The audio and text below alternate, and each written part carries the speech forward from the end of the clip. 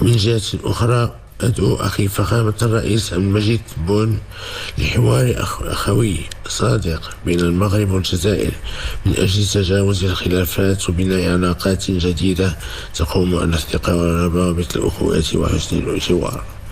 كما نجدد التزامنا بمواصلة العمل من أجل إحياء الاتحاد المغاربي على أساس الاحترام المتبادل والتعاون والتكامل بين الدول الخمس. وكنظن بأن الرسالة واضحة مع جلالة الملك الله يحفظه ولا ينصره، بأنه كيمدي ديال جميع إخواننا وجميع أشقائنا العرب بأنهم يلتحموا ويكونوا يد واحدة. فهذه ماشي غير المرة الأولى ولا المرة الثانية ولا الثالثة ولا الرابعة، فدائما كانت المبادرة ملكية دائما مد يد الصلح أشقائنا في الجزائر.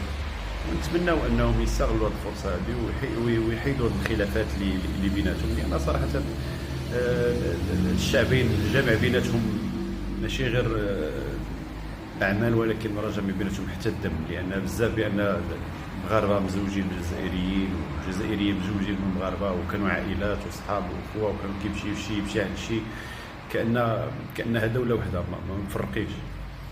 فنتمنى يكون خير إن شاء الله، ويكون رد الجزائر رد يليق بمقامهم ومقام كل الأشقاء العرب. فهذه رسالة ونتمنى أن تفهم بطريقة إيجابية. وتحياتي لجميع الإخوان والأشقاء، لا المغاربة الجزائريين، لا جميع الأشقاء العرب، فتحية للجميع.